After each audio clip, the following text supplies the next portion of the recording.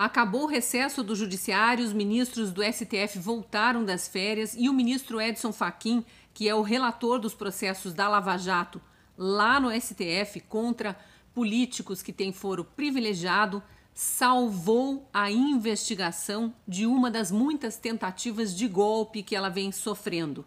Eu sou a colunista Cristina Grêmio, da Gazeta do Povo, e hoje vou falar sobre essas ameaças à Operação Lava Jato.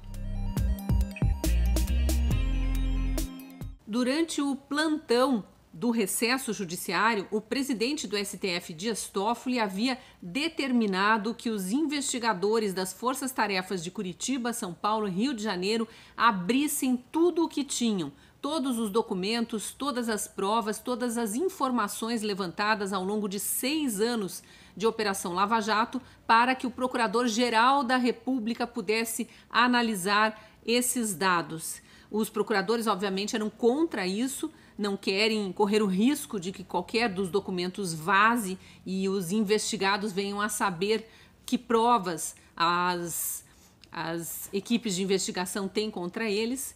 E agora, com a decisão de Edson Fachin, a determinação de Dias Toffoli foi derrubada e o banco de dados original volta para as forças-tarefas de Curitiba, Rio de Janeiro e São Paulo.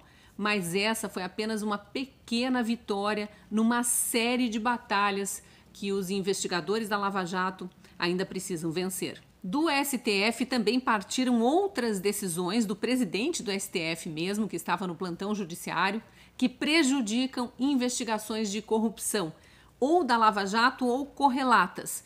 Vejam essas duas decisões aqui do Dias Toffoli, também do mês de julho. Primeiro, ele proibiu a Polícia Federal de fazer buscas e apreensão no gabinete, buscas e apreensões, no gabinete do senador José Serra. Depois, ele suspendeu 2 investigações contra o senador, em que é apurado o crime de Caixa 2 pela Justiça Eleitoral. Outras medidas tomadas internamente no Ministério Público Federal prejudicam o andamento das investigações. Uma delas, o Procurador-Geral da República tirou a dedicação exclusiva de alguns procuradores de algumas forças-tarefas, reduzindo a equipe, porque agora eles deixam de trabalhar exclusivamente na Lava Jato, então as equipes da Lava Jato ficam menores e com mais dificuldade de fazer a investigação. Há especulações também que a Procuradoria-Geral da República está querendo desmembrar as forças-tarefas para que elas não tenham mais uma coordenação única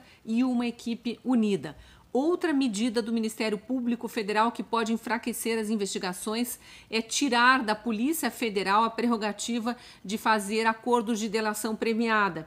Então, isso já vinha acontecendo há 2 anos por decisão do Supremo e agora não mais poderia ser feito pela Polícia Federal, mas apenas pelo Ministério Público Federal. Essas 2 decisões não foram tomadas ainda, mas estão em estudo.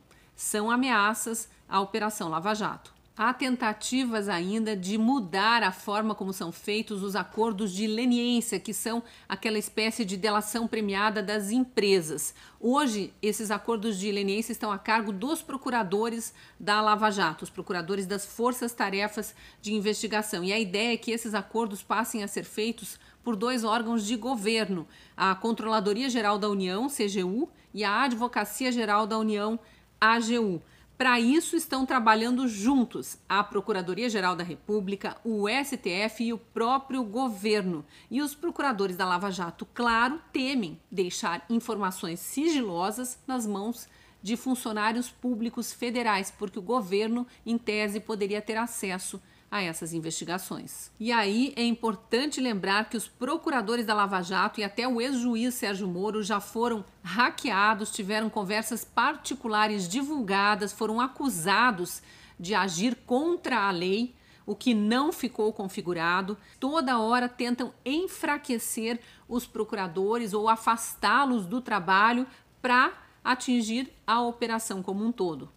Outro lembrete importante é que os políticos que têm foro privilegiado e são investigados lá no STF ficam impunes, porque lá os julgamentos são muito mais lentos. Até hoje, só houve uma condenação no STF, enquanto que as forças-tarefas de Curitiba, Rio de Janeiro e São Paulo já condenaram mais de 300 pessoas. Vamos pegar o exemplo só do ex-governador do Rio de Janeiro, Sérgio Cabral, que foi condenado em tantos processos da Lava Jato do Rio, que somadas as penas dele já ultrapassam 200 anos de prisão.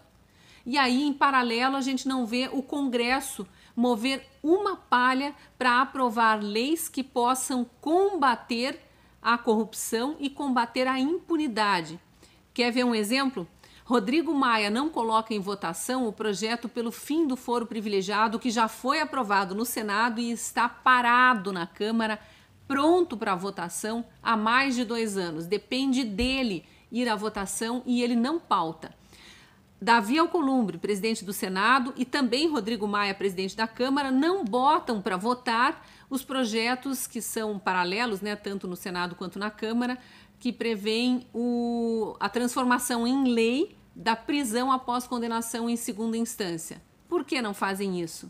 Não há interesse em combater a corrupção, ao mesmo tempo em que há interesse em enfraquecer as investigações. A sociedade, que somos eu, você que me ouve, as pessoas com quem nós convivemos, os nossos parentes, os nossos amigos, não podemos ficar calados, porque quem cala consente. E se você é a favor do combate à corrupção, da punição dos corruptos, curta, comente e compartilhe. Nos vemos no próximo vídeo. Até lá!